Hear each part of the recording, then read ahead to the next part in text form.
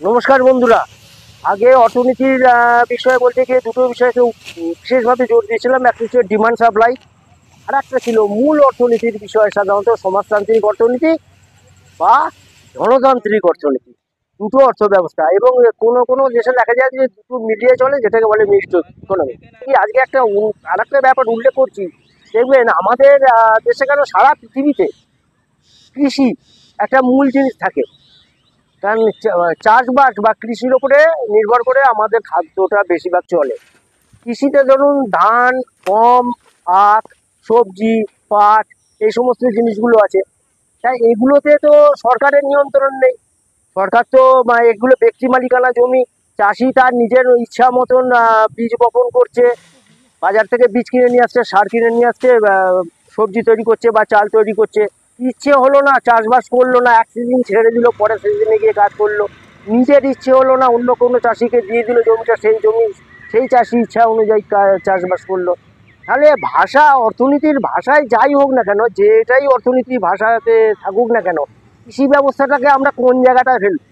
সরকারি সমাজতান্ত্রিক অর্থ ব্যবস্থায় ফেলবো না গণতান্ত্রিক অর্থ ব্যবস্থায় ফেলবো? কিন্তু দেখুন, এখানে ব্যক্তি মালিকানা, ব্যক্তিগত পুঁজি, লাভ হলে চাষি নিজের ব্যক্তিগত লাভ, লস হলে চাষির ব্যক্তিগত লস।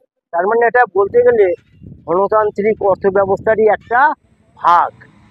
এটা ধনতান্ত্রিক, আমার চিন্তা ভাবনা অনুযায়ী এটাকে আমি ধনতান্ত্রিক অর্থ ব্যবস্থাতেই ফেলি। কিন্তু তাতেও কি সফল? কৃষক কি সফল? কৃষক সফল নয়। ক্ষুদ্র প্রান্তিক চাষি দেখবেন সফল না চাষবাস করে। তার সেই ইচ্ছা অনুযায়ী, তার যতটা সে এক্সপেক্ট করে লাভ, ততটা সে লাভ কোনো ক্ষেত্রে পায়, কোনো ক্ষেত্রে পায় না। এবং এখানে যে কৃষক শুধু লুজার হয় তা না, তার সাথে আমরাও লুজার হই। যারা আমরা চাষবাস করি না, যারা আমরা চাকরিজীবী, কেউ ব্যবসা শহর অঞ্চলে থাকি, তারা আমরা কিন্তু লুজার। কেন না, কখনো দেখা যাচ্ছে 150 টাকা কিলো ভেন্ডি কিনতে হচ্ছে, তো কখনো 10 টাকা কিলো ভেন্ডি তাও নেবার লোক নেই। যখন 10 টাকা কিলো ভেন্ডি নেবার লোক নেই, তখন চাষি লুজার।